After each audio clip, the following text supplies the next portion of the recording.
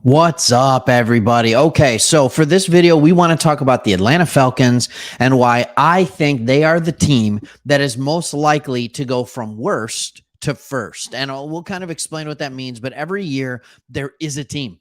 There is a team that goes from last place in their division to first place in their division. And I'm telling you why I believe this year that team is the Atlanta Falcons. So if you're not used to our channel, if you're new to our channel, we are Detroit sports fans. You see the lion back there, but we made this channel because we love the NFL and we love teams that aren't in the national media spotlight. Okay. So the Atlanta Falcons being one of them, we want to pay attention to the little guy.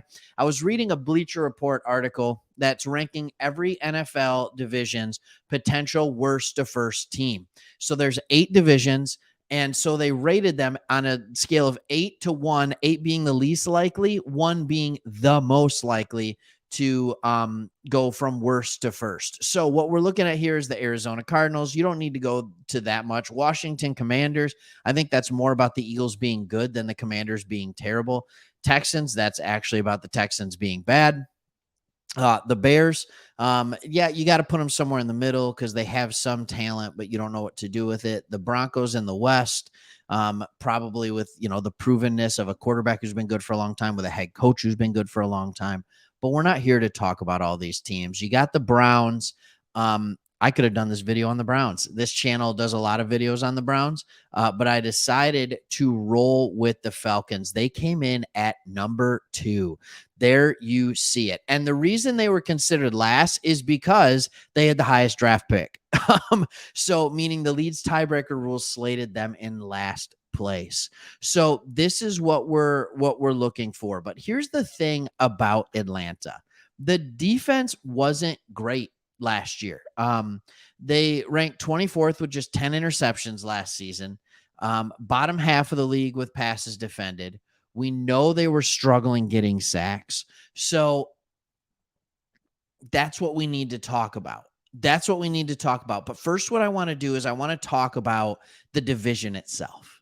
So I think the reason the number one team in this, if you look at this, the number one team on Bleacher Report is the New York Jets.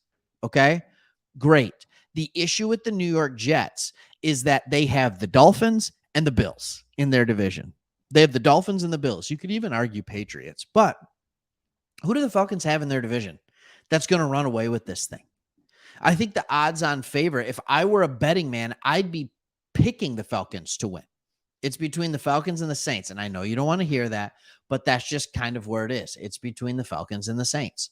So, like, when we look at this, you have to understand, like, this division isn't that great.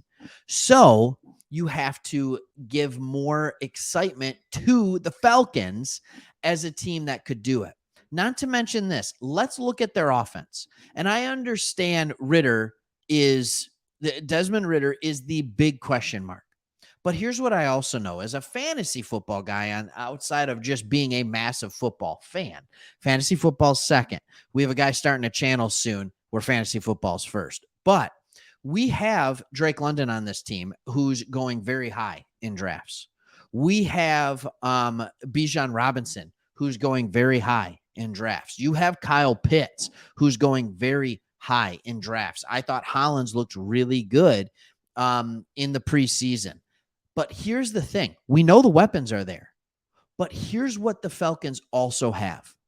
They have 4 out of the 5 positions on their offensive line that are proven players. You have McGarry at right tackle. You have Lindstrom, who, come on, best guard in the league. All right. I'd say yes. You have Dahlman at center, and you have Matthews at left tackle. So now you go out, you spend a second-round pick on Bergeron. So now you have a left guard that hopefully is going to do some things for you, Matthew Bergeron. All right, he played tackle in college, but now he's shifting over to guard. And you have the argument that this could be a top 5 offensive line. You have a coach who loves to run the ball. All right, so all of these things are built for success for Desmond Ridder. But it's not just the offensive side of the ball. All right. At corner, All right. There, AJ Terrell, fine. He's fine. Okay. He was drafted out of 2020. He had a big year in 2021. At least I thought he had a phenomenally graded year. He was the second rated corner in PFF. He's got it in him. All right. He has it in him. He's a good corner. I'm not sure what it's going to look like on the other side. If Okuda's going to get healthy, if you want him to, I don't know. But here's what I do know with Richie Grant, and then with Jesse Bates, who you picked up in the offseason, you have given a little more cushion to that because you have good safeties. And then your defensive line. We need to talk about the defensive line because you went out and you did some things that were really, really helpful. You now have Calais Campbell. You have David Onyemata. You still have Grady Jarrett. Like, that is a good tandem. And then when you put Bud Dupree on the outside, I understand that he's getting a little longer in the tooth. Bud Dupree he's 30 years old, but he's also a guy with almost 50 career sacks. He knows how to get to the passer. So you're going to have guys who know how to get to the passer from every single level. You know, Grady Jarrett knows how to get to the passer, and he hasn't shown signs of extremely slowing down.